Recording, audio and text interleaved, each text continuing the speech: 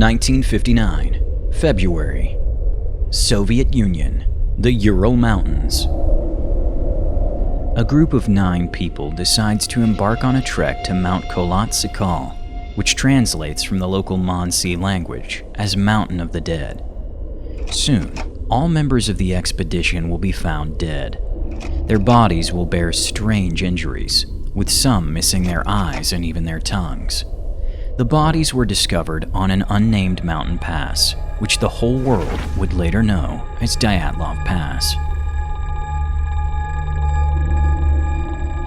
From the very beginning of the investigation, completely unexpected facts began to emerge. Could the hikers have died during the testing of a new weapon? Or was the KGB, or perhaps even foreign intelligence, involved? January 23, 1959. At the dormitory of the Ural Polytechnic Institute, 9 friends, all students in their early 20s, are busy preparing for their expedition. Each of them is gathering everything necessary: food, equipment, medical supplies, and other essentials. Overseeing the preparations with great attention is Igor Dyatlov, the leader of the group. Igor Dyatlov, despite his young age, he already had experience in over 10 expeditions, most of which he led as the group leader. The group included 2 women, Zenaida Kolmogorova and Lyudmila Dubinina. Zenaida Kolmogorova was 22 years old at the start of the expedition, while Lyudmila Dubinina was the youngest member of the group, only 20 years old. Yuri Doroshenko, 21 years old, was previously in a relationship with Zenaida Kolmogorova. At the time of the expedition's start, Igor Dyatlov was showing interest in Zenaida. Georgy Krivonoshenko, 23 years old. He was a participant in the cleanup efforts of the so-called Kishtim disaster, one of the first nuclear accidents in the Soviet Union. Alexander Kolevatov, 24 years old. He kept a diary that he carefully hid from his comrades. Rustam Slobodin, 23 years old, the most athletic member of the group. He was passionate about long-distance running. Nikolai Thibault Brunel, 24 years old. His surname came from his great-grandfather, who had immigrated from France to the Russian Empire. He specialized in drafting maps and plans of the terrain, including one for this expedition. Yuri Yudin, 21 years old. He was responsible for medical supplies during the expedition. Once all the preparations were complete, the group headed to the train station. There, they were joined by the 10th member of the expedition, someone who would later become the most controversial and enigmatic figure of the group. Semyon Zolotaryov, 37 years old. He introduced himself to the group as Alexander, although his official name, according to his passport, was Semyon. Adding to the mystery, he had a tattoo with the name Gina, which was highly unusual. Tattoos in general were rare in the Soviet Union at the time. Initially, Semyon Zolotaryov was supposed to join another group for an expedition a bit earlier, but due to personal circumstances he couldn't, and instead asked to join Dyatlov's group. You might have noticed that the group now had 10 members, yet earlier it was mentioned that 9 bodies were found. The reason for this is that just one day before the expedition began, Yuri Yudin fell ill and had to leave the group, which ultimately saved his life. According to the plan, Dyatlov and his group intended to traverse the northern Urals, ascend Mount Otorten, and then head back, arriving in the village of Vizhai by February 12th to send a telegram confirming their successful return to the Institute. Before the expedition began, the weather conditions had significantly worsened. Because of this, on the day they parted ways with Yuri Yudin, Dyatlov asked him to inform the Institute that their return might be delayed by a few days, possibly until February 16th. When no telegram was received from Dyatlov on either February 12th or February 16th, no one raised an alarm. Delays were not uncommon in such expeditions. The official search operation didn't begin until February 20th. Surprisingly, the first searchers weren't military or police, but several ordinary hiking groups from Sverdlovsk. An AN-2 airplane was dispatched to fly over Dyatlov's proposed route. The searchers hoped to spot either the hikers themselves or signs they might have left behind. Representatives of the local Mansi people, who were familiar with the terrain, also volunteered to help in the search. The first few days of searching yielded no results. The harsh winter weather in this region slowed down progress significantly. February 25th. The first breakthrough. One of the search groups manages to find a faint ski trail in the valley of the Ospir River. The group begins following the trail. February 26th. A few searchers on skis reach the pass that connects Mount Kholat-Syakhl and an unnamed height, labeled Elevation 950. From there, they spot a small black dot in the distance. As they approach, it becomes clear. It's Dyatlov's tent. Near the tent, several skis were stuck upright in the snow. At the entrance, an ice axe was sticking out of the snow. Next to it was a storm jacket belonging to Dyatlov. Part of the tent was buried under about 8 inches of snow. For the search group, it was strange to find the tent in such an exposed area. Someone as experienced as Dyatlov would have likely pitched the tent lower down the slope, near the trees in a stream, where conditions would have been more sheltered. When the searchers entered the tent, they found no one, neither alive nor dead. This gave them a faint glimmer of hope that the group might still be alive. During an initial search of the tent's interior, they found 4 cameras, a flask containing alcohol, a box with documents and money, and a working flashlight on top of the tent. The discovery of the alcohol and money was another reassuring detail. Both were valuable, which allowed searchers to almost entirely rule out the possibility of an attack by escaped criminals. One of the most important discoveries, however, was the group's diary. The last entry in the diary was dated January 31st. Inside the diary, the group's future plans were outlined. The hikers had left the Ospia River Valley and intended to reach their final destination, Mount Otorten, in 2 days. After examining the tent, the search team split into 2 groups to continue searching the surrounding area. The first group, about 65 feet down the slope, discovered footprints. Some of the prints were large, while others were noticeably smaller. This seemed unusual, as if some individuals were wearing shoes while others were walking barefoot. There were exactly 9 sets of footprints, matching the number of expedition members. The footprints led toward the Lozva River Valley, stretching for approximately 1,500 feet. Initially, the tracks stayed together, then split into 2 parallel groups before rejoining and disappearing under freshly fallen snow. The tracks appeared to show an organized procession. Meanwhile, about 5,000 feet from the tent in the Lozva River Valley, the second search group was surveying the area. As they passed a tall cedar near a stream, they came across evidence of a campfire. Even at first glance, it was clear the fire had been hastily built. About 30 feet from the campfire, the searchers noticed something strange sticking out from under the snow. This led to the discovery of the first 2 bodies. It was Doroshenko and Krivonoshenko. Neither of the victims were wearing jackets or even trousers. Yuri Doroshenko. He was barefoot, wearing only woolen socks on both feet. The skin color at the time of discovery had turned purple-brown. The body was found in an unnatural position, as if it had been moved after death. His ears, nose, and lips were covered in blood. On his right cheek, there was dried gray foamy liquid, which might indicate that someone had applied pressure to his chest before death. This was one of the known interrogation techniques used by the NKVD, Stalin's secret police. Cause of death? Hypothermia. Georgy Krivonoshenko. He was dressed in a t-shirt, a plaid long-sleeve shirt, swim trunks, long underwear, and 1 sock on his left foot. He was barefoot. There were traces of skin found in his teeth, suggesting that he may have bitten his own hand to stay conscious through the pain while his body was freezing. Cause of death? Hypothermia. After the discovery of the first 2 bodies, the search team continued to examine the area. On the slope of Mount Kolotsykal, on the path from the abandoned tent to the cedar, another body was found. This was Igor Dyatlov, the leader of the group. Igor Dyatlov. He was dressed in an unbuttoned jacket, which is unusual for someone freezing to death. He also wore a sweater and pants. He was barefoot. On his left foot, he had a cotton sock, and on his right foot, a woolen sock. His skin had turned a blue-red shade by the time of discovery. The knuckles of his right hand had brown-red bruises, typical of hand-to-hand combat. He was still wearing his wristwatch, which had stopped at 5:31 a.m. local time.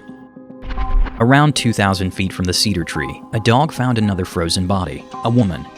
In contrast to the other victims, she was dressed relatively warmly, with a jacket, hat, and pants. But like the others, she was barefoot with only socks. There were noticeable blood traces on her face. Later, the victim was identified as Zenaida Kolmogorova. Zenaida Kolmogorova. The skin color at the time of discovery was purple-red. She was wearing a hat, a long-sleeve t-shirt, a jacket, a plaid shirt, and a sweater. There was another sweater with the right sleeve torn off. It's unclear whether she tore it herself or if someone else did. She was barefoot, wearing only socks. Cause of death: hypothermia. On March 5th, about 1,600 feet from the cedar, another body was discovered. This was a man, lying face down in the snow. The body was identified as Rustem Slobodin. Rustem Slobodin. The position of the body indicated that he had been moving towards the tent. Compared to the other victims, he was dressed. He wore a ski hat, a long-sleeve t-shirt, a shirt, a sweater, long underwear, and pants. He had 4 pairs of socks and a felt boot on his right foot. His wristwatch had stopped at 8:45 a.m. There was a depression in the snow under his head, suggesting that Rustam was still breathing when he fell. His forehead, nose, neck, and cheeks had small abrasions and scratches, with dried blood under his nose. The autopsy revealed a trauma to the occipital part of the skull, described in the case as injury caused by a strong force. Many might think this was a result of falling, but specialists argue that injuries from falling typically affect the palms and knees. The skull can only be injured by direct impact with a hard object, like a rock or something similar. It seems more probable that someone or something caused this trauma with a blow from behind. Meanwhile, an examination of the tent was underway. Specifically, the cuts on the tent were analyzed. A seamstress involved in the investigation confidently stated that the cuts were made deliberately with a knife. An important detail: the cuts were made from the inside, not the outside. This suggests that the group members were likely trying to cut their way out of the tent for some urgent reason. This raises the question, what could have forced them to do this? Another unresolved question was the location of the remaining 4 bodies. Searches continued tirelessly, but the remainder of March and all of April yielded no results. It wasn't until early May, when the snow began to melt, that an unexpected discovery occurred. May 4th, a Mansi hunter discovered a frozen pant leg in the snow, as if it had been cut off. Nearby, there was a piece of a sweater. Later that same day, the 6th body was found. The body was buried under 13 feet of snow near a stream. It was identified as Ludmila Dubinina. She was wearing 2 long-sleeve shirts and 2 sweaters. One of the sweaters belonged to Georgy Krivonoshenko. There were traces of radiation on one of the sweaters. She had multiple broken ribs. The most unusual discovery was that she had no tongue, but also the absence of the sublingual muscle, suggesting that the tongue was likely torn out. Cause of death: internal hemorrhage. An unusual aspect of her case was that her autopsy was the shortest of all the victims, despite her having the most injuries. During further excavation, 3 more male bodies were found close to each other.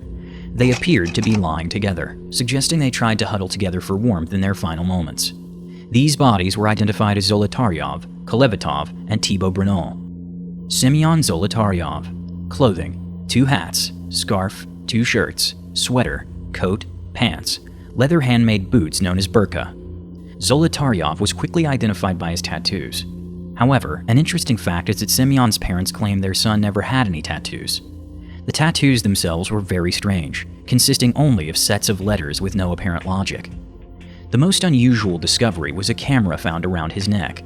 This came as a great surprise to everyone. It was known that there were 4 cameras in the group, which were intended for future reporting, and all of them were found in the tent. However, this camera was the 5th one, and no one knew about it. Unfortunately, due to water exposure, the film was damaged, and the photographs were lost forever.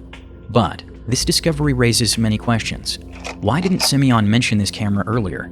Why did he take it with him when fleeing the tent, as it was clearly not an essential item? And finally, what did Semyon capture with the camera in the final moments of his life?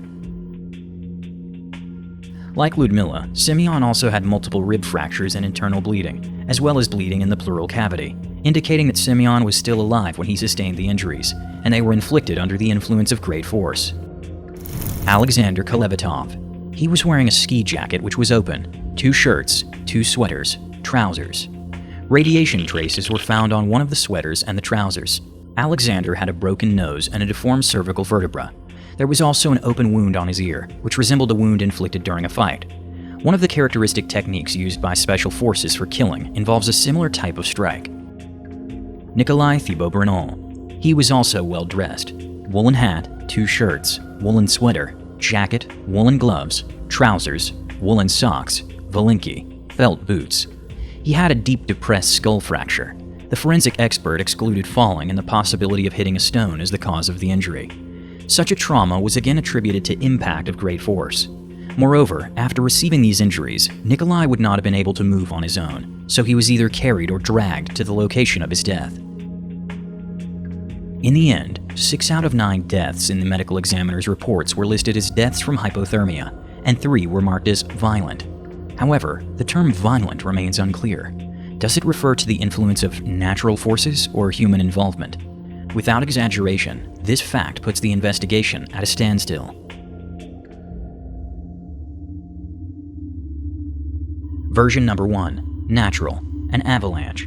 This sounds quite logical. According to statistics, 80% of people who die in snowy mountains perish in an avalanche. However, this theory quickly fell apart. Moreover, the local Monsees claim that they haven't witnessed a single avalanche in this area in the last 60 years. Additionally, the tent and skis near it remained in place, which would not have happened if an avalanche had occurred. But within this version, an interesting sub-theory emerged, which seems more plausible. There's a phenomenon known as a snow slab. This is not a classic avalanche that everyone knows. According to this version, when the tourists set up the tent, they could have driven it so deeply into the snow that a layer of snow, about 2 feet thick, could have slid over them, burying them under its weight. This could explain the fact that some group members had broken ribs and head injuries, as well as why some of them were without clothing. The snow slab could have slid unexpectedly when they were changing clothes and preparing for bed. It also makes sense that the tent was cut from the inside.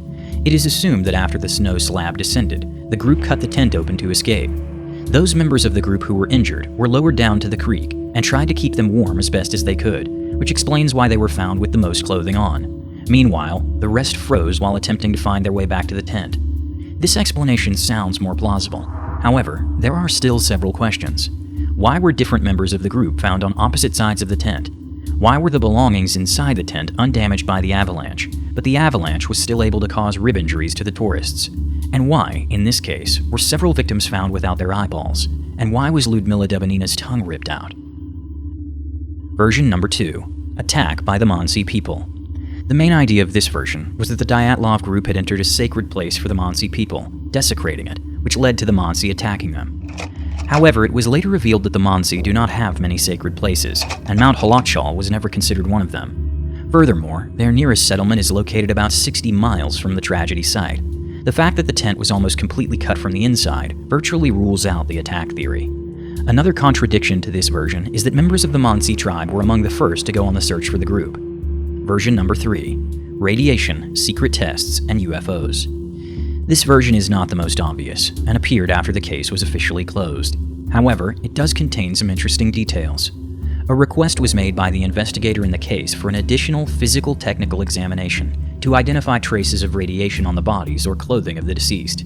The examination did not reveal any traces of radiation on the bodies, but some of the tourists' clothing was found to be contaminated with radiation. Specifically, the sweater of Ludmila Dubinina and the sweater of Alexander Kolevatov. The deviation from the norm was almost twice as high. A logical question arises: where could radiation come from in the mountains?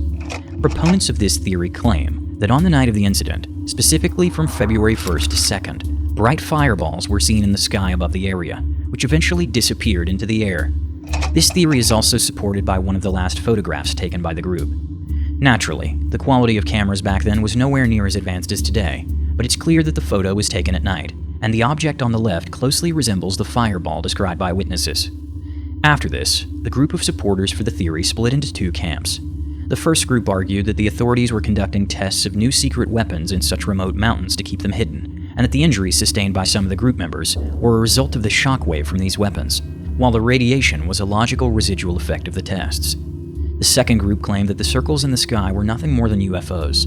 They believed that all the injuries and residual radiation were the result of contact with extraterrestrial beings. However, many questions remain unanswered. Why was radiation only found on the clothing of 2 participants, while others found nearby were not contaminated? Why wasn't radiation detected on the skin and bones of the victims? And of course, why was the additional radiation test conducted after the case had been closed? Version number 4. Conspiracy theory. One of the most popular theories. It suggests that 2 members of the expedition were agents of the Soviet Secret Service, the KGB, Zolotaryov and Kolevatov. The expedition itself was an ideal cover for the transfer of some secret information in the mountains to representatives of foreign intelligence. It was also necessary to take photographs of the participants.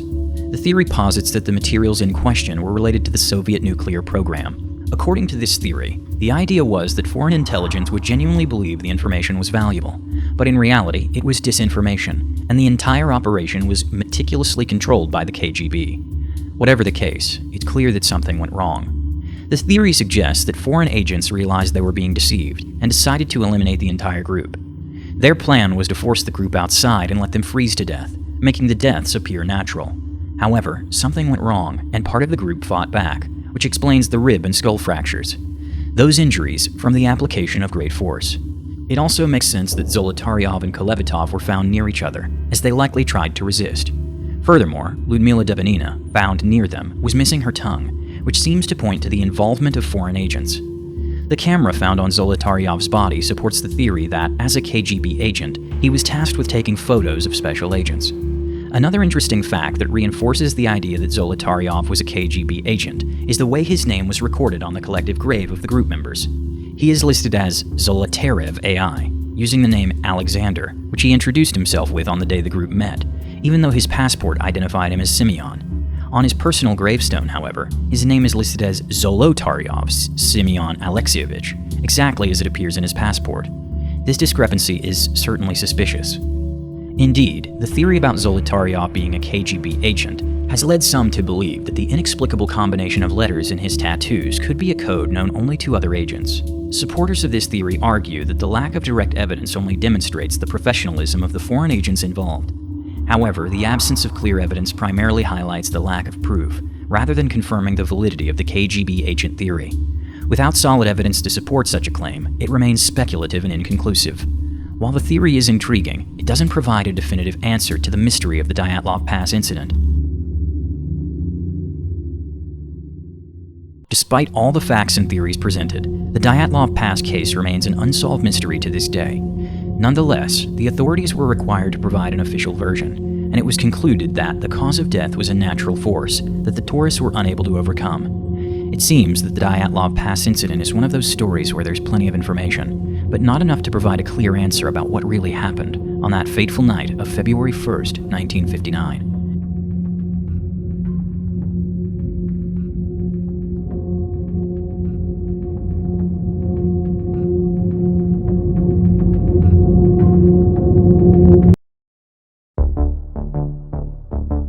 Few rational, sane people believe in ghosts. However, back in 1973, a significant number of pilots and employees of Eastern Airlines reported encounters with the ghosts of deceased pilots.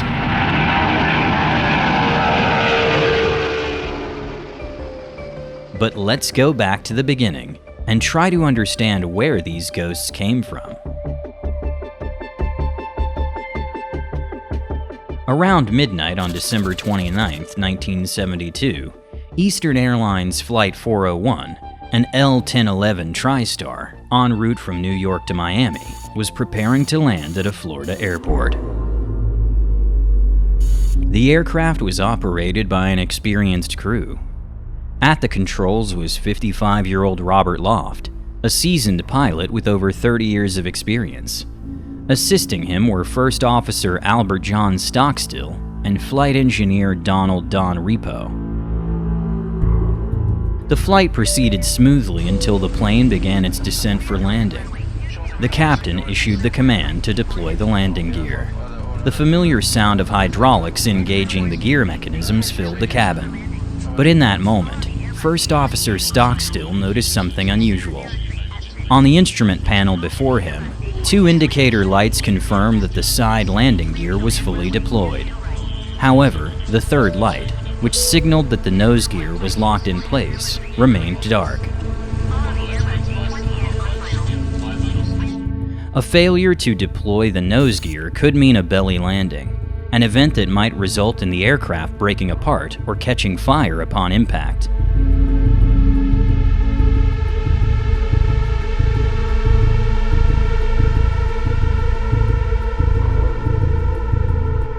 Captain Loft speculated that it could simply be a malfunctioning indicator light, rather than an issue with the gear itself. Still, this needed to be confirmed. To buy time, he requested clearance from air traffic control to abort the landing and circle back. The request was approved, and the aircraft was instructed to maintain an altitude of 2,000 feet.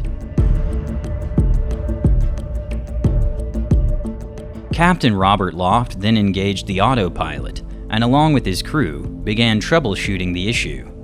Tragically, this decision would later prove to be a fatal mistake.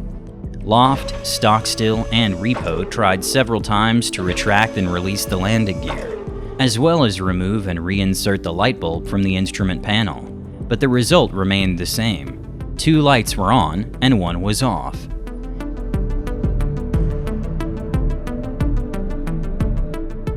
There was still a small hope of visually checking the landing gear in the black hole compartment, as it was called by the crew. This small observation window allowed them to inspect the gear, but since it was nighttime, all flight engineer Don Repo could see was pitch darkness. Unfortunately, the crew became so focused on solving the technical issue that they didn't notice the autopilot had disengaged. As a result, the plane began to slowly descend without anyone realizing it. As the investigation later revealed, after going around for a second attempt at landing, someone in the cockpit accidentally brushed the control yoke. This led to the autopilot being disengaged, and the plane began to gradually lose altitude. Once again, due to the nighttime conditions, the crew didn't immediately realize that the aircraft was descending.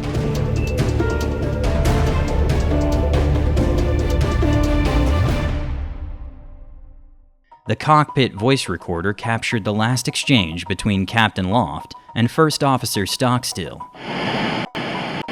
Something's wrong with our altitude. What? We're still at 2,000 feet, right? Hey, what's happening?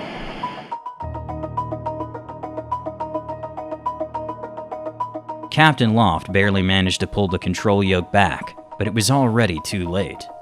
The aircraft, traveling at 230 miles per hour, crashed into a swamp 20 miles from the airport. The crash occurred at 11:42 p.m. local time. At the moment of the crash, 2 local fishermen were nearby and were the first to reach the scene of the disaster.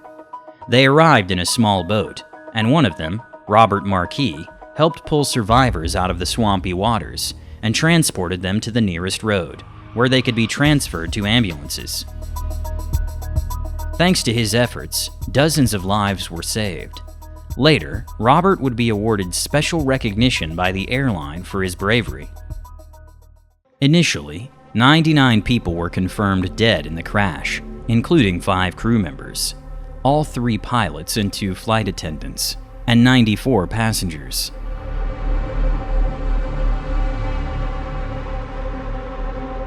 The first officer, Albert Stockstill, died at the scene. Captain Loft survived the crash, but having lost a significant amount of blood, died in the cockpit before help arrived.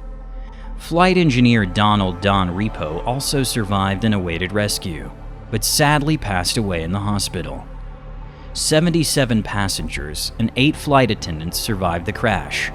However, within 7 days of the incident, 2 more passengers succumbed to their injuries, bringing the death toll to 101. The crash remains one of the deadliest in aviation history, marked by the tragic loss of life and the heroic efforts of those who assisted in the aftermath.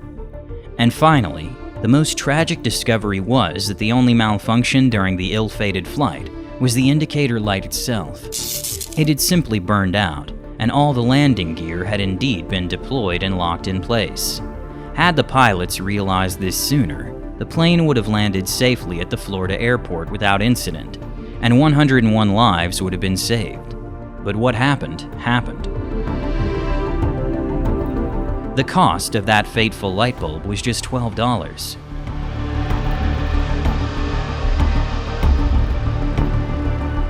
Following this incident, a new rule was introduced for all flights. The rule stated that if any malfunction was detected, one of the pilots must remain in the cockpit and continue controlling the aircraft, without switching to autopilot mode. This rule was implemented to prevent a similar tragedy from occurring in the future, ensuring that the crew would remain fully aware of the aircraft's situation and capable of responding immediately to any problems.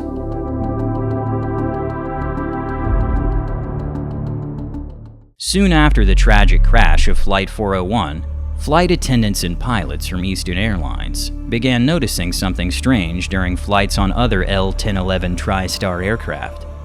On March 16, 1973, during a flight, 2 terrified flight attendants called the flight engineer to the kitchen and asked him to look through the small window at the far right side of the galley. When he looked, he saw the live face of a person staring back at them. In addition to the eerie sight, a voice was heard saying, "Beware of a fire on this aircraft." After these words, the apparition vanished. It was the ghost of flight engineer Don Repo. To the astonishment of the entire crew on that flight, their unexpected guess turned out to be right. Just before the plane was about to take off, one of the 3 engines failed. Unfortunately, it wasn't possible to repair the engine on site, so the decision was made to fly the plane using the 2 functioning engines. However, as soon as the aircraft reached an altitude of only 50 feet, one of the remaining engines began to smoke. Miraculously, the crew managed to bring the plane back to the ground and avoid a tragedy.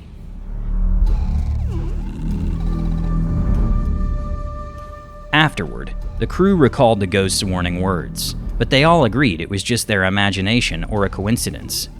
However, what happened next seemed to cast aside all doubts, even among the most hardened skeptics. Before another flight of the same airline, flight number 318, when the captain entered the cockpit, he saw a man in uniform sitting in his seat. The figure introduced himself as the flight engineer from the previous flight, and he warned the captain about issues with the electrical circuit before vanishing into thin air. This eerie encounter left everyone shaken up, and it became increasingly difficult to dismiss the possibility that something truly supernatural was at work. The stunned pilot, still uncertain, insisted on a thorough recheck, and he was glad he did. The electrical circuit was indeed damaged. Another mysterious story was shared by the vice president of Eastern Airlines. He reportedly entered the first-class cabin and found a pilot already seated there. The vice president greeted him, but the pilot instantly vanished. However, just a brief glance at the pilot's face was enough for the vice president to recognize him. It was the deceased Bob Loft. It's important to note that these encounters with otherworldly entities were in fact life-saving. They helped prevent several potential aviation disasters. The airline staff even began referring to these apparitions as their guardian angels. Interestingly, the ghosts did not only appear to their fellow crew members, but also to regular passengers. Once again, on flight number 318, a passenger quietly sat next to an empty seat throughout the flight. However, just before landing in Phoenix, she suddenly screamed, broke into hysterics, and pointed frantically at the seat next to her.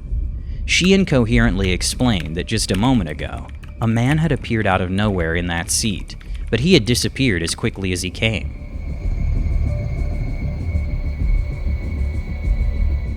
Despite the crew's attempts to calm her down, the woman was inconsolable. After landing, the police were called, and she was restrained in a straitjacket. It's highly likely that she had indeed seen someone from the ill-fated crew of Flight 401.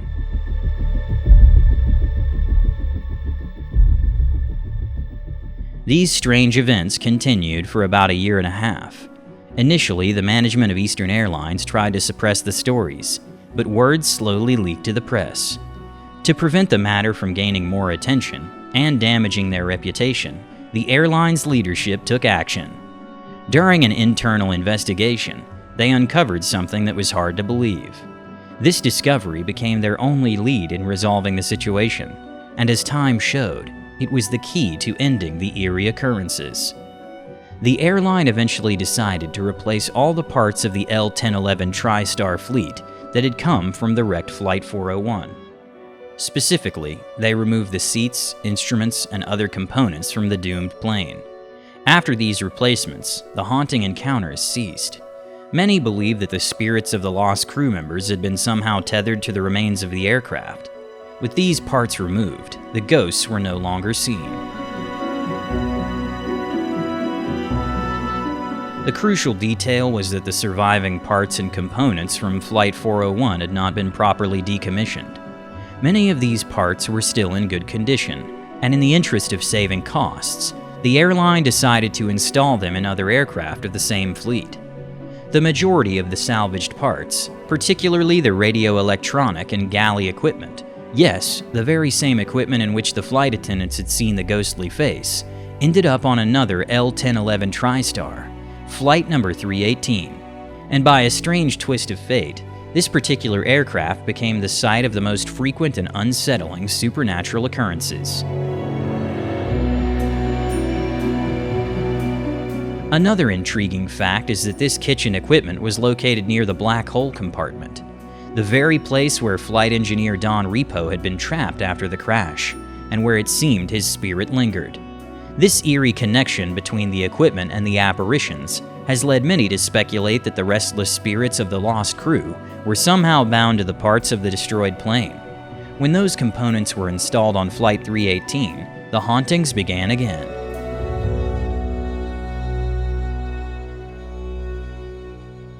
A decision was made to remove these components and replace them with new ones.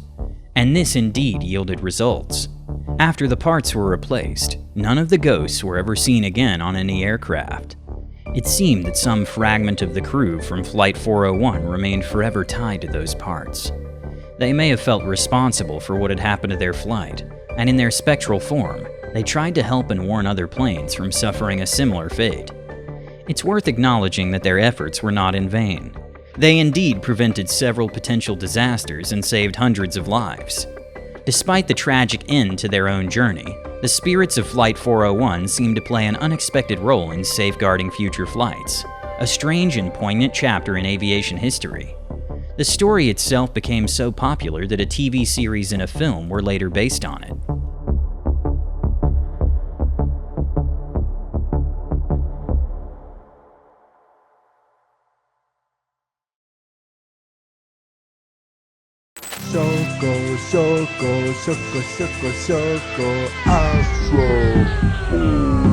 On the morning of March 20th, 1995, 5 men entered the Tokyo subway on 3 different lines. Each carried a package containing a deadly liquid, sarin. Less than 20 minutes later, emergency services would be overwhelmed with calls about people collapsing and dying in the subway. A total of 5 liters of sarin were released in the train cars, injuring over 7,000 people and killing 14. Behind it all was a blind, paranoid man with thousands of fanatical followers. His name was Shoko Asahara, leader of a cult that would go down in Japan's history as the most dangerous, Om Shinrikyo. Shoko Asahara was born on March 2, 1955. At birth, he was named Chizuo Matsumoto, but he later changed his name to Shoko Asahara. From early childhood, he suffered from congenital glaucoma, which severely impaired his vision. As a result, he was sent to a boarding school for visually impaired children. Even at a young age, Asahara's thirst for power was evident. At the boarding school, he gained a reputation as a bully who intimidated classmates, beat them, and took their money. However, over time, his interests shifted. He became fascinated with spiritual and intellectual pursuits. Later, he began studying pharmacology, acupuncture, and traditional Chinese medicine on his own. Believing that his self-taught knowledge was sufficient, he opened his own pharmacy in the city of Chiba.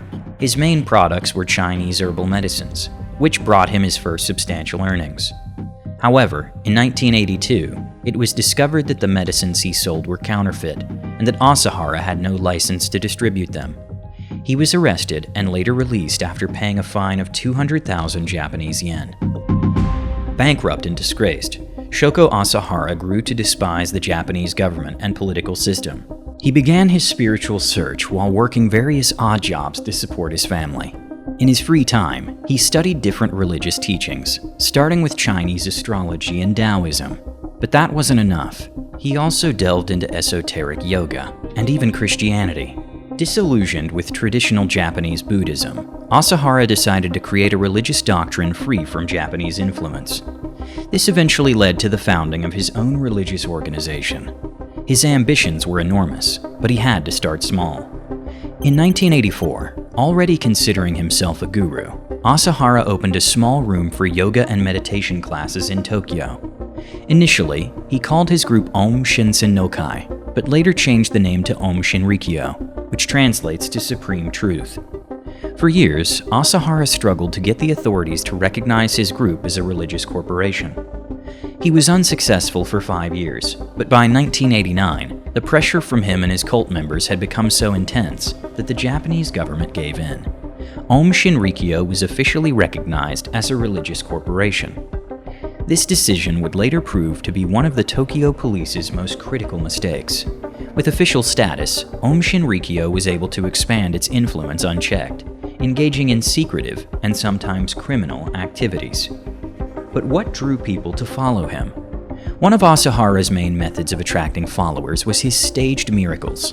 He claimed that he could levitate for extended periods.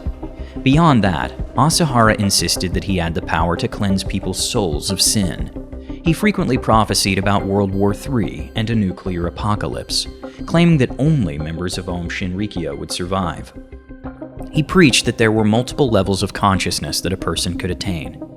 Naturally, he declared himself to have reached the highest level, and promised that others could ascend to a higher state if they joined his cult. These prophecies, combined with the official recognition of Aum Shinrikyo as a religious corporation, fueled its rapid expansion. By the early 1990s, the cult had grown to approximately 10,000 followers, amassing a total fortune exceeding 500 million yen. Asahara began referring to himself with grandiose titles, including the Tokyo Christ, the Holy Pope, and even the Savior of the nation. However, as the organization grew, so did public resistance. Rumors spread about the cult's brutality. Followers were required to renounce their families, surrender all their possessions to the cult, and most shockingly, even abandon their names. Upon joining, each member received a new name, which according to Asahara was meant to help them achieve spiritual purification. During their initiation, followers participated in mass prayer ceremonies and were given drugs to cloud their minds. As punishment for disobedience, they were forced to sit in barrels of ice-cold water or were even hung upside down for hours. Through these brutal methods, Asahara broke their will and bent them to his control for his future crimes. Of course, all these rumors turned out to be true. However, thanks to Aum Shinrikyo's official status, the group continued to evade investigations. Many influential figures from various fields joined their ranks. Aum Shinrikyo managed to recruit highly skilled professionals, chemists, scientists, biologists, and even officers from Japan's self-defense forces. As the number of followers grew and his influence expanded, Shoko Asahara decided to enter politics. In 1990, he announced his candidacy for the Japanese parliament, forming his own party, Shinrito, which translates to the Party of Truth. However, Asahara's election campaign failed to gain the attention he had hoped for. In the end, he received fewer than 1,700 votes out of 500,000. After his humiliating defeat in the elections, Shoko Asahara became increasingly aggressive, and over time, the activities of Aum Shinrikyo grew even more dangerous and violent. The cult's propaganda continued to gain momentum. In 1992, in an effort to attract more followers, Asahara and several sect members traveled to Moscow to establish a branch of the organization. This move led to a rapid increase in membership, adding more than 20,000 new followers to Aum Shinrikyo's ranks. Using his connections with Russian officials, Asahara gained access to military weapons, personnel, and training facilities. Although most of the cult's attempts to mass-produce firearms ended in failure, they found significant success in developing a different kind of weapon. In the spring of 1993, Aum Shinrikyo began acquiring materials for the large-scale production of sarin, a colorless, odorless nerve gas that causes vomiting, loss of consciousness, seizures, paralysis, and suffocation upon skin contact. Sarin is an extremely lethal chemical weapon. The cult focused on research and production of chemical weapons under the leadership of expert chemists who had joined Aum Shinrikyo, including Masami Tsuchiya, who had earned a master's degree in chemistry just a few years earlier. On June 29, 1993, 5 residents of the Kamedo district in Tokyo reported a strange, unpleasant smell to local health authorities. When the police investigated, they traced the source of the odor to an 8-story building that served as Aum Shinrikyo's headquarters. However, it took more than 2 weeks before city inspectors were able to enter the building. By then, the cult members and their equipment had already disappeared. Realizing that conducting chemical weapons experiments in Japan was too risky, Aum Shinrikyo decided to move their research elsewhere. They purchased a remote sheep farm in Western Australia, where they tested their chemicals on livestock. As a result of their experiments, 29 sheep died. The cult's first major failure occurred in early 1995. A wealthy Aum follower managed to escape from the Kamikui Shiki headquarters with the help of her brother, 69-year-old Kiyoshi Kuriya. In retaliation, cult members kidnapped Kuriya off the streets of Tokyo and brought him to their headquarters, where they interrogated him and injected him with drugs, trying to force him to reveal his sister's whereabouts. However, during the interrogation, Kuriya suffered an overdose and died. The cult cremated his body in an industrial incinerator. Kuriya's disappearance became one of the key factors that triggered a large-scale police investigation into Aum Shinrikyo. Authorities planned to conduct simultaneous raids on all of the cult's facilities in March 1995. Asahara had become so unhinged that he decided to strike back. Aum Shinrikyo immediately began producing large quantities of liquid sarin and meticulously planning the attack. The cult leader wanted to demonstrate his power, choosing an attack that would ensure his name would be known throughout Japan. The target chosen was the Tokyo subway during rush hour. 3 subway lines were selected: Hibiya, Chiyoda, and Marunouchi. All of these lines intersect at the central Kasumigaseki station, which saw hundreds of thousands of people passing through daily. Kasumigaseki was also within walking distance of the Ministry of Foreign Affairs, the Ministry of Finance, the Ministry of Labor, and the Ministry of Health, as well as Tokyo's police headquarters and the National Police Agency. The day of the attack. At 8:17 a.m., 48-year-old Ikuo Hayashi boarded a train heading south on the Chiyoda line. After passing 3 stations, he punctured one of the 2 sarin-filled packets with the sharp tip of his umbrella, then quickly left the train. The toxic gas began to slowly spread through the poorly ventilated subway car, causing passengers to experience choking and symptoms of poisoning. The train continued moving, but after numerous complaints from passengers about a strange odor and spilled liquid, it was taken out of service. Around the same time, 31-year-old Kenichi Hirose boarded a train on the Marunouchi line. After 4 stops, he punctured his sarin packet. The train continued its journey, despite 2 severely injured passengers being carried out of the car. This attack led to the death of 1 person and injured over 350 others. On the same line, 32-year-old Masato Yokoyama boarded the 5th car of a train heading east and slightly damaged one of the sarin packets. After exiting at the next stop, he left the sarin behind in the car, but due to insufficient gas leakage, passengers and station staff did not immediately recognize the threat. At 8:32 a.m., when passengers began losing consciousness, Metro staff finally discovered the spilled sarin. However, instead of conducting an emergency evacuation, they simply wiped up the liquid with a mop and allowed the train to continue moving. It wasn't until 9:27 a.m. that the train was taken out of service. While no one died, over 200 people suffered severe poisoning. On the final targeted line, the Hibiya line, 27-year-old Toru Toyota boarded a train heading northeast at 8 a.m. He punctured both sarin packets and immediately exited at the next station. He was in the train for just 2 minutes, but during this brief attack, he left 1 person dead and 532 others injured, as the train continued on for 3 more stops before being taken out of service. The final and most deadly attack occurred at the opposite end of the Hibiya line. Yasuo Hayashi boarded a train heading south, but unlike the other attackers, he carried 3 sarin packets instead of 2. According to various sources, he voluntarily took the 3rd, defective sarin packet to demonstrate his devotion to the group. Hayashi punctured 2 of the 3 packets several times before exiting the train. By the time the train reached the next station, passengers noticed the leaking sarin, prompting one of them to throw the packet on the platform. This allowed the sarin gas to spread in the air at the station, where dozens of other citizens were waiting for trains, leading to even more casualties. At the station, 4 people died. At 8:10 a.m., one of the passengers began feeling unwell due to the effects of the gas and pressed the emergency stop button. However, since the train was in a tunnel at the time, there was no choice but to continue to the next station. By that time, several passengers had already died from the effects of the sarin. In total, 14 people died as a result of the attack. 12 people on the day of the attack, 1 person the following day in a clinic, 1 person 25 years later in 2020 who had been bedridden all those years due to respiratory injuries caused by inhaling sarin.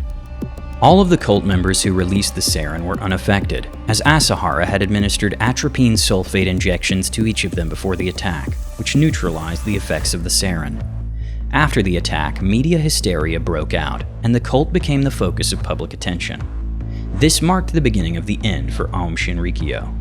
The following day, raids were conducted at all known clan headquarters, including one in Moscow. During these raids, police found and confiscated various explosives, chemical weapons, illegal drugs, and even prisoners found in cells across different buildings. Most of these prisoners were either members of anti-cult groups or had ties to former members who had managed to escape. Asahara went into hiding, but not for long. Soon he attempted an assassination of the governor of Tokyo. On May 16th, Asahara sent a letter to the governor, and when it was opened, an explosion went off, severing several fingers from the governor's left hand.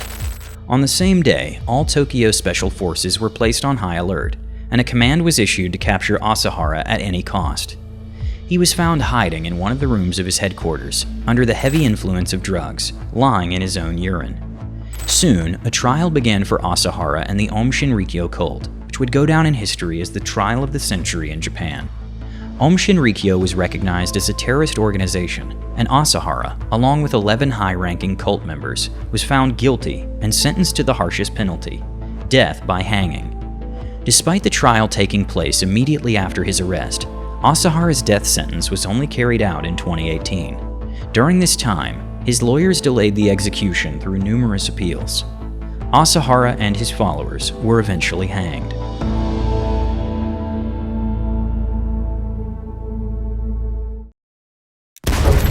On November 13, 1974, only one member of the DeFeo family of 7 survived, the one who killed the rest. On this day, their home in the small town of Amityville would become infamous throughout the United States. A true massacre took place in the beautiful High Hopes mansion. 23-year-old Ronald DeFeo Jr. shot his entire family. His victims included 6 people: his parents, Ronald and Louise, as well as his 2 younger brothers and 2 younger sisters. The murders happened at night, while the entire family was asleep. Armed with a .35 caliber hunting rifle, he went from room to room, killing each of them one by one as they slept peacefully in their beds. First, he entered his parents' bedroom. Then he moved on to his siblings' rooms and methodically executed 18-year-old Dawn, 13-year-old Allison, 12-year-old Mark, and 9-year-old John. Each family member was found with a gunshot wound to the head, all lying face down in their pillows, as if someone had placed them that way. Yet, there was no evidence that the killer had moved their bodies. So, did they all happen to be sleeping face down just moments before their deaths? Forensic analysis determined that all the murders occurred within a 15-minute time frame. Later, it would be revealed that the rifle used had no silencer. So, why didn't anyone in the house wake up from the sound of the gunshots?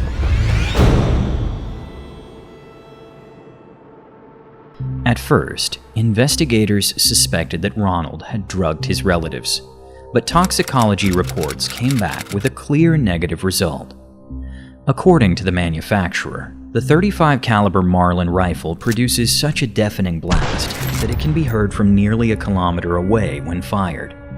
Yet not only did the victims themselves remain silent, but numerous neighbors, whose homes were just 50 meters from the DeFeo residence, heard absolutely nothing. What could have driven a young man to commit such an atrocity against his own family? The entire case was shrouded in mystery, and to this day, no definitive answers have been found. During the trial, Ronald DeFeo Jr. claimed that mysterious voices had commanded him to carry out the massacre. He stated that he first heard them in his dreams, and later while awake. It was as if the walls of the house were speaking to him, ordering him to kill his entire family. Or else, something even more horrific would happen. It was also known that DeFeo had a history of drug abuse. His defense attorney argued in court that Ronald was insane, and had committed the murders without being fully aware of his actions. But were drugs to blame, or had Ronald DeFeo Jr. truly encountered something supernatural? Regardless, after evaluating him, a forensic psychiatrist diagnosed DeFeo with antisocial personality disorder, a condition that indicated he was fully aware of his actions and responsible for them. In the end, a New York state court sentenced him to 150 years in prison, 25 years for each murder. The killer was locked away, the victims were buried, and the house was put up for sale. Without a doubt, the house had earned a terrible reputation, making it difficult to sell. However, surprisingly, less than a year later, a family willing to overlook its dark past decided to buy it and move in. A man named George Lutz and his wife Kathy agreed to purchase the infamous Amityville house. The main selling point for them was the significantly reduced price, far below market value. Interestingly, they were also a large family. The couple had 2 sons, aged 7 and 9, and a 4-year-old daughter. Notably, George and Kathy did not hide the house's grim history from their children. Instead, they openly asked them whether they would feel comfortable sleeping in the same bedrooms where the horrific murders had taken place. The children agreed without hesitation. Although George was determined to buy the house, he still decided to take precautions on the very first day. He invited a priest to bless the home. Local priest Father Ralph Pecoraro, well aware of the house's dark history, was not at all surprised by this request. The blessing ritual went smoothly, except for one unsettling moment. As soon as the priest stepped into the bedroom where little Mark and John DeFeo had been murdered, he suddenly broke into a cold sweat and rushed out. He couldn't explain what had happened, but he left the Lutz family with a chilling warning. "I beg you, do not make this a children's bedroom." Despite this eerie encounter, the Lutz family moved into their new home the very next day, December 18, 1975. They would last only 28 days before fleeing in terror, abandoning all their belongings inside. The first night passed without incident, and George Lutz even felt reassured, dismissing the priest's warning as nothing more than superstition. But on the second day, strange things began to happen. At first, the family heard mysterious creaking floorboards, as if someone was walking around. Then, doors started opening and closing on their own. On the second night, the sounds became even more disturbing. The family began to hear footsteps on the staircase, as if someone was repeatedly going up and down. By the third night, the strange noises suddenly stopped. But what happened next was even more horrifying. A putrid stench of rotting flesh spread throughout every room in the house. No matter what they did, they couldn't get rid of it.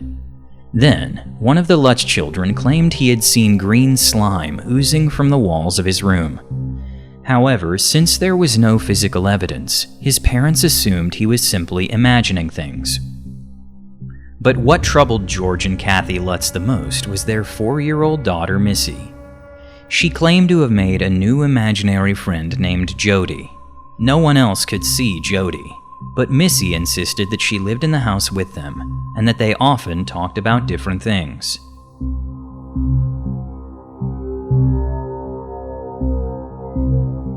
One day, Jody told Missy something chilling. "You and your parents will live in this house for the rest of your lives." At first, the Lutzes dismissed it as a child's overactive imagination. But then, something even more disturbing happened. One night, George Lutz woke up feeling thirsty. As he got out of bed, he noticed that Kathy was sleeping face down, something he had never seen her do before. Feeling uneasy, he walked through the house to check on their children. When he entered their bedrooms, his blood ran cold. Both of his kids were also sleeping face down, just like the DeFeo family members were found after they had been murdered. Perhaps the final straw for the Lutz family came one terrifying night, when Kathy's body suddenly lifted into the air, levitating above the bed for several seconds. George witnessed everything, but found himself completely paralyzed, unable to move or speak. The next morning, George immediately called Father Pecoraro and told him everything that had been happening in the house. The priest wasn't surprised. Instead, he asked just one question. Why are you still living there? That was it. George made his decision. They had to leave immediately. He told Kathy they would put the house up for sale and move out as soon as possible. She agreed without hesitation, but it was as if the house had heard their conversation, as if it understood their plan and refused to let them go. The house became even more sinister. Whispers, footsteps, and malicious laughter echoed through the rooms. The temperature inside fluctuated wildly. One moment it was stiflingly hot, and the next it would suddenly drop below freezing. At that point, George and Kathy made a final desperate decision. They had to leave immediately. On January 14, 1976, the Lutz family fled the house without taking any of their belongings. They simply got in their car with the children and drove away, never looking back again.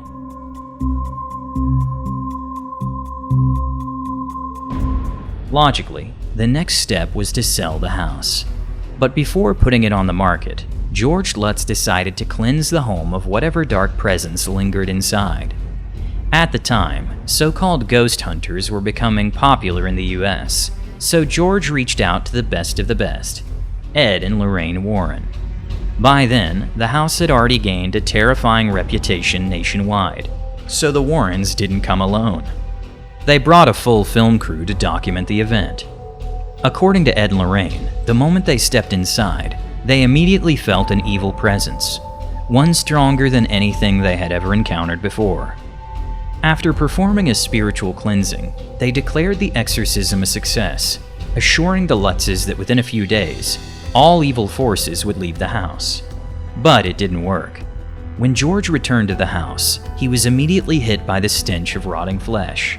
Then he heard footsteps on the staircase, the same eerie sounds that had tormented them before. Without hesitation, he ran out of the house terrified. The ghost hunters refused to admit defeat. They claimed that the evil in the house was so deeply embedded in its very walls that the only solution was to demolish it completely. Desperate, the Lutzes brought in several more specialists to try and rid the home of its darkness. But nothing worked. Accepting that they would never be able to cleanse the house, they gave up and handed it back to the bank.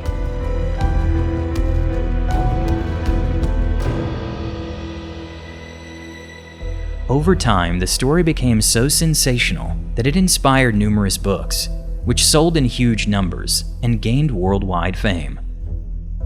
This immense popularity caught the attention of filmmakers, leading to the creation of over 10 movies about the terrifying events at 112 Ocean Avenue. Most of these films were highly successful, generating millions in revenue for their creators.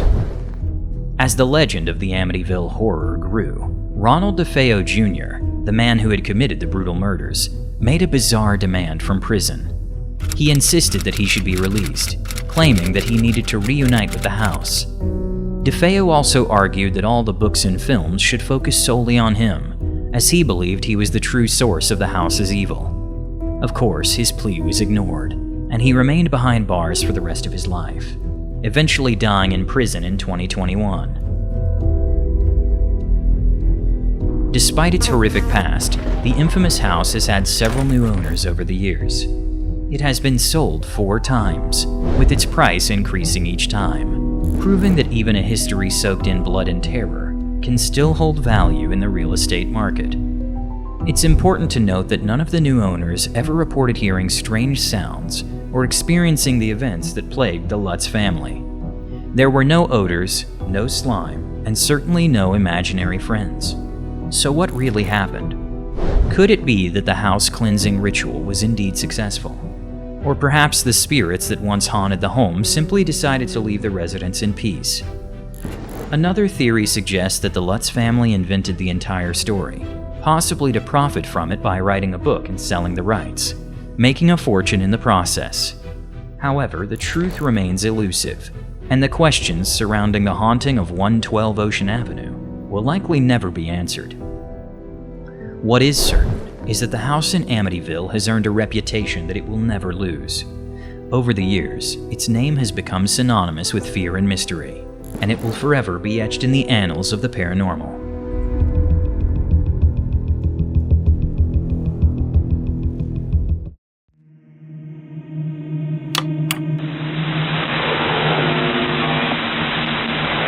At first glance, it seems like an ordinary radio signal, but in reality, it is one of the most unexplained mysteries of the 20th century. For more than 50 years, a monotonous, barely perceptible buzzing sound has been heard on the air, emitted by a radio station known as UVB-76, or the buzzer.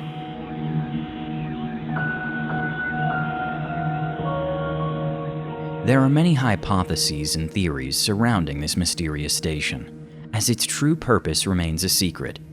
UVB-76, as it is called by radio enthusiasts, is a number station, broadcasting on a shortwave frequency of 4,625 kilohertz. It is known that the signal originates from Russia, although the Russian government has never officially confirmed this. The transmission consists mostly of what appears to be buzzing interference, but in reality, the sounds follow a distinct rhythm and sequence. Occasionally, a voice transmission interrupts the buzzing, speaking what seems to be a random sequence of letters and numbers. Fans of such mysteries believe that this radio signal is actually used by Russian intelligence services for covert communication. One theory suggests that the buzzer, UVB-76, is actually part of an automated nuclear retaliation system known as Dead Hand. According to this chilling hypothesis, if the station were to suddenly fall silent, it would signal the destruction of military command and trigger an automatic retaliatory nuclear strike. A terrifying idea, but is it true? The true purpose of UVB-76 remains unknown, or at least known to very few. The station first began broadcasting in 1970, and even then it was clear that it carried some kind of secret purpose. Today, many recordings from the station's broadcasts are publicly available. One such fragment contains a voice transmission saying, Nikolai Zinya Tatiana Ivan, 25-419. Николай, Женя, Татьяна, Иван, 25, 419.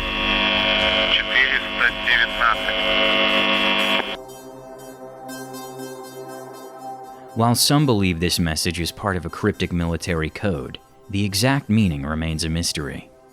Every hour on the minute, UVB-76 would emit a short buzzing sound twice in rapid succession. This message repeated over and over for years, leading many to assume that it was a pre-recorded encrypted transmission. However, dedicated listeners, those mystery enthusiasts who closely monitored the station, soon discovered that each new transmission was not identical to the previous one. More intriguingly, the buzzing sound itself was generated manually each time. The amplitude and pitch would sometimes shift slightly, and the intervals between the signals would occasionally change. In the 1990s, following the end of the Cold War, UVB-76 gained massive popularity among radio enthusiasts worldwide. These enthusiasts began recording every single broadcast, attempting to find patterns or hidden meanings in the transmissions. Despite their efforts, no one has been able to fully decode its purpose, leaving the station's true mission a complete mystery. Who and why transmitted this message so frequently on the air? A question that has no answer. It's noteworthy that over the years, events took place in Russia that completely changed the course of history, yet nothing could influence the station's operation. Perestroika, the Afghan War, and even the collapse of the Soviet Union could not stop the broadcast. But the most interesting events, which even slightly revealed the mystery, began in 2010. It was in this year that the frequency of message broadcasts increased, and strange messages were heard almost every day. The range of their oddity expanded with each occurrence. However, what happened on June 5, 2010, scared all those who believed in the theory that the radio station served as a system for a retaliatory nuclear strike. On that day, the station's broadcast stopped.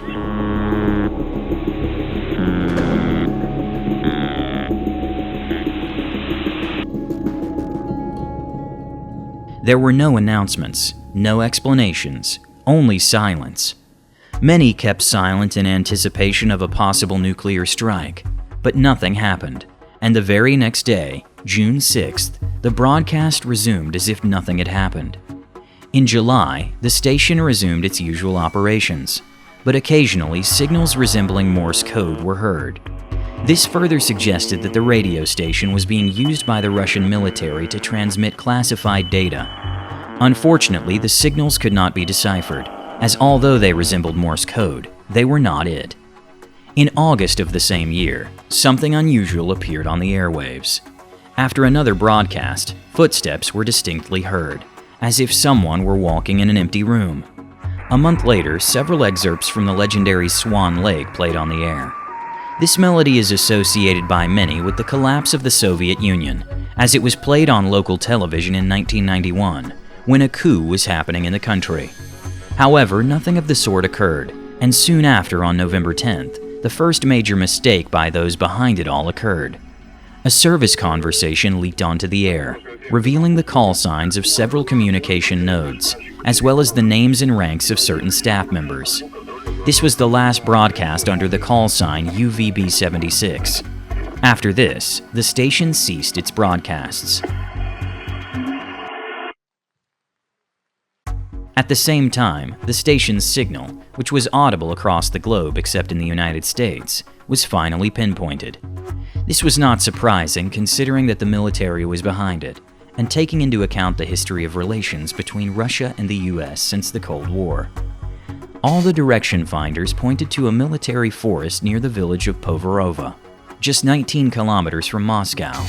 There was one of the Russian Federation's military bases. Naturally, radio enthusiasts and stalkers headed there to search for the mysterious radio station, but upon arrival, they discovered something they didn't expect. At the location indicated by the direction finder, they indeed found a military bunker, but it was empty and abandoned. Researchers discovered that the base had been completely deserted. Personal belongings and equipment were scattered around, and the bunker was flooded with water. They described it as a space with many rooms and corridors, more resembling a labyrinth. Upon inspection, remnants of equipment were found, as well as part of a notebook in which logs of UVB-76 broadcasts had been recorded. But where did the station's operators go? Could the station have been destroyed, or perhaps it was relocated? 2 months later, on November 11th, the signal returned to the air, but with new call signs. This led to the theory that UVB-76 was no longer just a single station, but a whole network. In November 2010, the military appeared on the air for the first time after a long silence. During this broadcast, call signs such as Vulcan were mentioned, which is presumably associated with the Russian General Staff.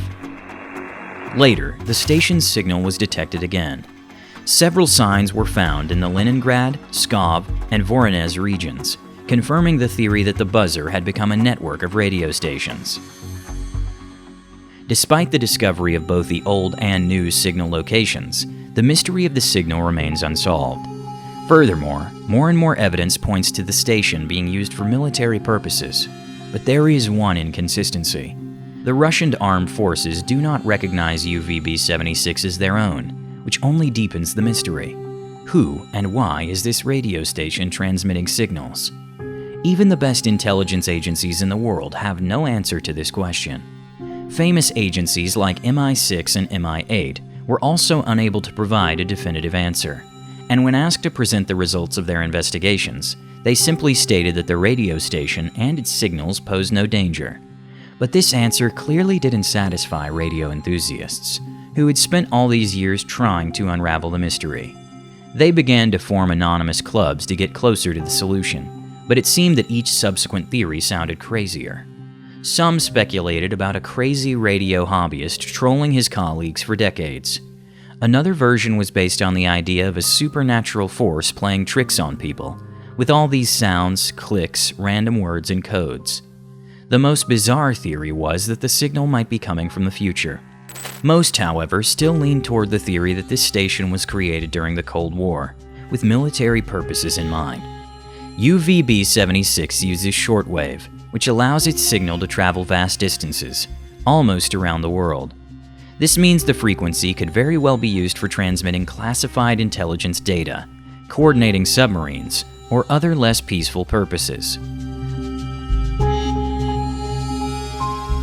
Another theory emerged later, in 2013, when a new phrase, or rather command, leaked on the air, which sounded like Objavljena komanda 135. Command 135 announced. It was most likely an alarm signal. Witnesses also claimed they heard this same command in various military enlistment offices, which led to the idea that it might be part of a nationwide notification system for military enlistment offices.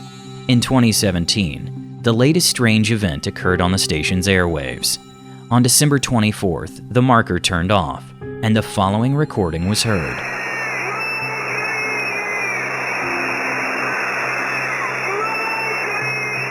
On the recording, political slogans from neighboring Ukraine are clearly audible. It is considered the first and only case of the radio station being hacked. But how could radio pranksters know the exact time of the marker's shutdown? Or could it have been Ukrainian intelligence services, aiming to show their neighbors that they knew more about their radio station than anyone else? This incident further fueled the mystery surrounding UVB-76, and raised questions about whether the station might be involved in a broader network of intelligence operations, or whether it had become a target for external interference. The possibility of intelligence agencies or even foreign states gaining access to the station only deepens the enigma, suggesting that UVB-76 could have far-reaching implications beyond what was originally understood. Another theory suggests that the signal is part of an experimental radar system. There is a version that UVB-76 is part of an experimental radar system that operates on the principle of signal reflection from the ionosphere. It could have been used to detect space objects or even as an early warning system for possible attacks. This theory is supported by the rare changes in the signal, and the low-frequency signal, 4,625 kHz, reflects well off the ionosphere, allowing it to travel thousands of kilometers. The key idea is that the signal could be a reference wave for passive radar systems. These systems analyze how different objects alter the passing radio signal. Possible tasks the station could perform: detection of airborne objects through their reflection or absorption of the signal, classified operation of air defense systems, experimental system for detecting stealth aircraft used by NATO countries. Although the theory of UVB-76's radar or geophysical purpose is not the main one, it is theoretically possible. However, this does not explain the strange voice messages and other anomalies in the broadcasts, and there are no official confirmations of this either. Of course, there couldn't be a lack of conspiracy theories. Some conspiracy theorists are convinced that the signal is not coming from our world. They believe that the station is receiving broadcasts from a parallel dimension, or transmitting information from an alternate reality. There's an idea that the buzzing is a kind of background between dimensions, which is accidentally intercepted by our world. But there's an even crazier theory. Ufologists are sure that the buzzer is not just a radio station, but a way of transmitting messages to extraterrestrials. They point out that on the frequency 4,625 kHz, sometimes sounds are heard that resemble an unknown language or strange mechanical clicks. Some believe that these are encoded messages sent into space or received from extraterrestrial beings. Their theory is supported by an interesting fact. On days of solar eclipses and other astronomical events, the station's broadcast would sometimes malfunction, and the signal would change. Some researchers have noted that UVB-76 responds to strong geomagnetic storms, which suggests a connection with the Earth's energy or even space. Yes, it's certainly intriguing, but the arguments of the supporters of this theory run out here, and they don't have any reliable facts to back it up. Despite everything, UVB-76 continues to broadcast and operates as usual. The frequency 4,625 kHz can still be tuned into today to hear this mysterious signal. In recent times, it is believed that the station now transmits from one of the facilities in Moscow and has been renamed ZHUO. But why does the broadcast mostly consist of a buzzing sound? It's speculated that this is simply a marker to fill the airwaves and prevent others from using the same frequency.